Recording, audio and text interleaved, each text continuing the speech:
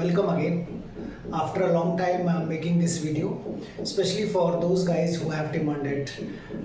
So guys, ये जो मैं वीडियो बना रहा हूँ, कुछ मेरे साथियों ने, मेरे स्टूडेंट्स जिनको मैं भाई बहन मानता हूँ, मुझे टास्क दिया था कि सर एक वुड हैव के ऊपर एक वीडियो बना दीजिए। हमने ग्रामर की बुक पढ़ के देख ली, वहाँ से हमें समझ नहीं आया, किताब पढ़ के देख ली, समझ नहीं आया, आएगा भी नहीं दोस्तों, क्योंकि ग्रामर हमें सिर्फ नॉलेज देता है, फीलिंग नहीं देता। कोई भी बुक हमें फीलिंग नहीं दे सकती, और लैंग्वेज एक बेसिकली फीलिंग है। जब तक मैं उसको फील नहीं कर लेता, उस सिचुएशन को नहीं जान लेता कि ये टूल कहाँ इस्तेमाल होना है, तब तक वो मुझे समझ में नहीं आएगा। So without wasting time, let's get started. So here is would have.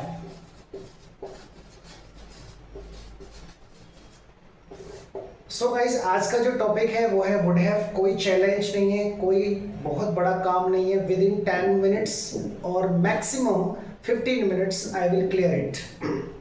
देखिए, बेसिकली वुड हैव क्या है। वुड हैव अगर मैं ग्रामर में देखता हूं तो इसके बहुत सारे डेफिनेशंस अलग अलग आपको मिलेंगे, जो कि आपके दिमाग को बहुत ज़्यादा कंफ्यूज करके रख देंगे। मेरा सरल सा डेफिनेशन समझिए।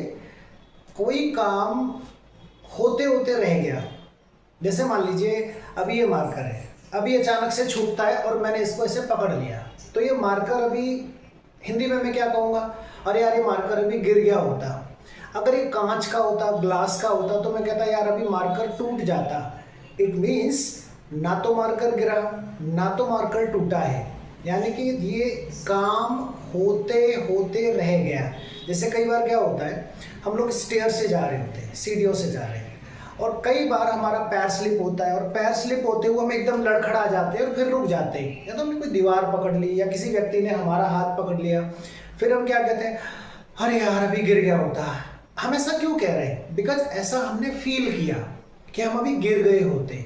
और एट द सेम टाइम जो दूसरे लोग भी हमको देख रहे होंगे, ये एहसास उनके अंदर भी आया होगा, क्योंकि उन्होंने देखा है, देखने से फीलिंग उनके अंदर भी आई होगी, और इस फीलिंग को उन्होंने भी बोला होगा, अरे यार ये लड़का भी गिर गया होता, ये लड़की भी गिर गई होती, अरे इसका सिर फूट गया होता, अरे अभी तुम्हारा सर फूट जाता। यानी कि यहाँ कोई भी एक्शन हुआ नहीं है, सिर्फ हम ये बता रहे हैं कि एक्शन होते होते रह गया, एक्शन होते होते रह गया।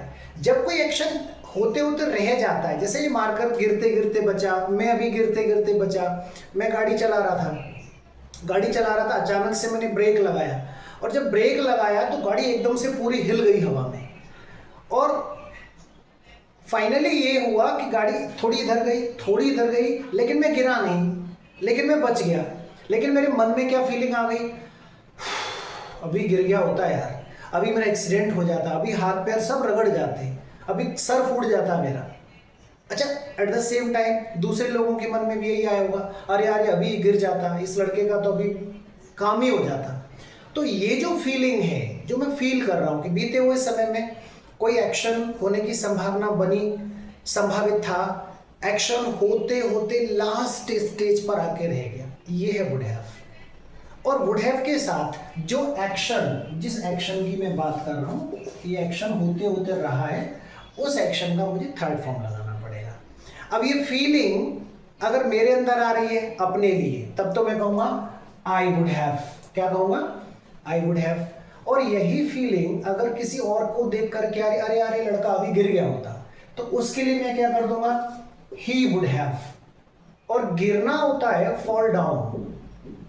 अब फॉल डाउन का थर्ड फॉर्म क्या होगा? फॉल, फैल, फॉलन। सीधा सीधा मैं टूल को यूज कर लूंगा, he would have fallen down. अच्छा, अगर मैं इसको अपने लिए फील करता, तब मैं कहता, ओहो आई would have fallen down, you know, अरे उसका एक्सीडेंट हो गया होता, अभी देखो बस से गिरते गिरते बचा है, बस से टकरा जाता अभी। तो यानी कि मैंने उस सिचुएशन को देखा है कि बंदा बस के पास गया, बस बंदे के पास आई, और दोनों में एक्सीडेंट होने से जस्ट 1 सेकेंड 2 सेकेंड पहले ऐसे करके निकल गए। बस वाले ने थोड़ा उधर को बस ले लिया, इसने थोड़ा ब्रेक लगा लिया, थोड़ा ब्रेक उसने लगा लिया, फाइनली क्या सीन बना, एक्सीडेंट होते होते रह गया। ऐसा लगा था कि एक्सीडेंट होगा, लेकिन होते होते रह गया। अब जो लुकर्स हैं, जो देखने वाले हैं, वो क्या कहेंगे, अरे यार इस लड़के का भी एक्सीडेंट हो जाता।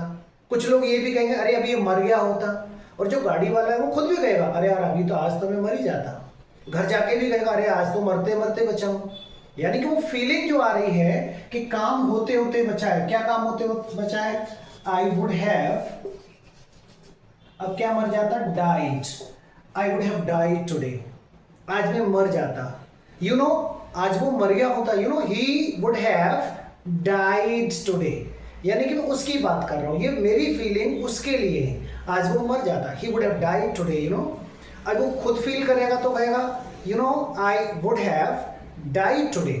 तो वुड हैव क्या है? उस सिचुएशन को दर्शाता है कि जो सिचुएशन में कोई एक्शन होने की संभावना हुई थी, लगा था कि एक्शन हो जाएगा, लेकिन होते होते रह गया, तब हम ऐसा बोलते हैं कि यार ऐसा हो जाता लेकिन हुआ नहीं। जैसे कई केसेस में मैं क्या कहता हूँ, यार मैं चला जाता उसकी शादी में, लेकिन उसने क्या मुझे बुलाया ही नहीं।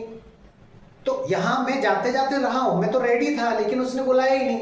So I would have attended his marriage but he didn't invite me, लेकिन उसने क्या किया? ही डिडंट, उसने मुझे इनवाइट नहीं किया।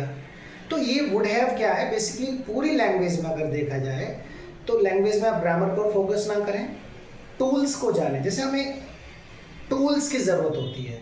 लैंग्वेज एक फीलिंग है, फीलिंग को एक्सप्लेन करने, फीलिंग को एक्सप्रेस करने के लिए हमें टूल्स चाहिए होता है।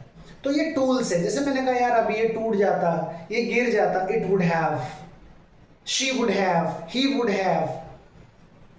सर मैं क्या रास्ते में रास्ते में ट्रैफिक में अटक गया था और हम समय पर आ जाता। I would have come on time or I would have come in time but I got stuck in traffic।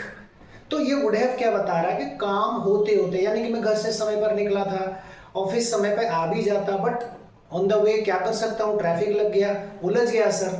So would have is very simple, very clear, कि बहुत ज़्यादा टफ ग्रामर नहीं है। ये इसका एक पार्ट है, इसका दूसरा पार्ट नेक्स्ट वीडियो में बनाऊंगा। अगर ये वीडियो अच्छा लगा हो, समझ में आया हो, तो आप लाइक करें, चैनल को सब्सक्राइब करें, कमेंट्स जरूर करें, अच्छा लगा हो तो, बुरा लगा हो तब भी। और अगर किसी और टॉपिक पर वीडियो बनवाना चाहते हैं तो प्लीज़ कमेंट बॉक्स में जाकर के मुझे बता दीजिए, so that I will be always there for you. Thank you guys.